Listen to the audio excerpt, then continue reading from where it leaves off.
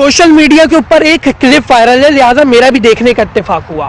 Clip के अंदर director, producer, actor, host, superstar अल्लामा साहिल लोधी साहब खड़े हैं और बिल्कुल सामने एक तालिबा खड़ी है जिसे इस ट्रांसमिशन के अंदर तकरीर करने के लिए मदऊ किया गया।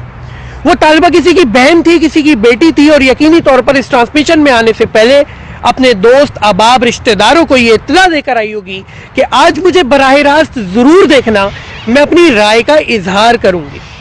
वो तालिबा खवातीन पर होने वाले मजालिम पर दलाइल दे रही थी।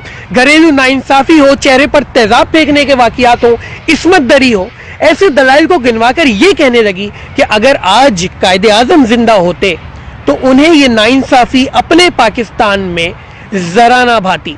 अभी उस तालिबा की तकरीर जारी थी कि प्लास्टिक के शख्स को रेटिंग की सूझी। इसने क्या हरकत की ये देखें, उसके बाद फिर मैं एतमादी को चूर कर डाला।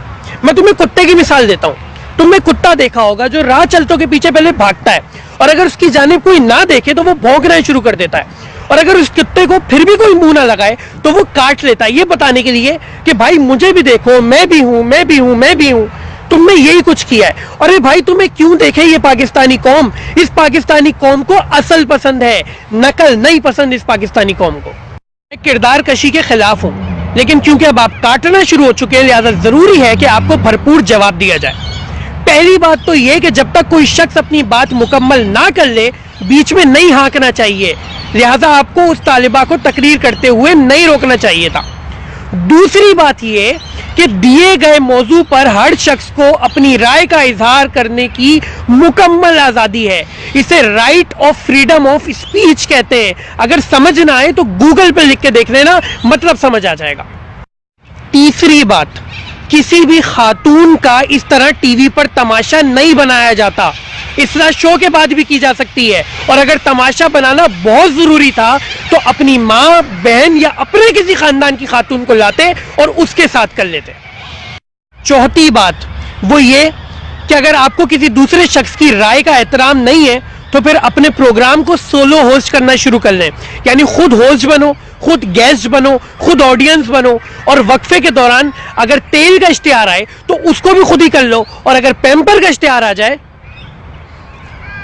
पांचवी बात वो ये कि तुम किसी की दिल में वतन परस्ती या उसके दिल में जिना की मोहब्बत को तोलने का इख्तियार नहीं रखते। ना तुम किसी पे चीख सकते हो। अगर तुम्हारी फिल्म फ्लॉप हो गई तो उसमें उस बेचारी लड़की का कोई कसूर नहीं है, लिहाजा तुम काटना बंद करो और मेहनत शुरू करो। और छठी बात यह कि तुम ऐसे हरबे आजमाने के बाद ना तो गवर्नमेंट बिक गई है वाली आंटी को कम्पीट कर सकते हो, ना अपने पप्पा आमिर लियाकत को, क्योंकि उनमें से कोई भी कॉपी नहीं है मेरे भाई, दोनों असल है, असल। खैर तुम्हें खुशी तो बहुत हो रही होगी कि किसी ने तुम पर आज ध्यान दे दिया, लेकिन यार बुरा नहीं मानना, ताहिर शाह हो, नासिर खान जान हो या आबिद शाह हो, ये तमाम तुमसे ज्यादा मशहूर है। हमारा परफ्यूम चौक को लोग तुमसे ज्यादा जानते हैं। आइंदा किसी तालिब इल्म की तज़हीक या तज़हीर करने की अपनी रेटिंग के खातिर जुर्रत मत करना, तुम्हारा इतना कद नहीं है। खैर मेरा नाम हसन भट्ट है और मैं एक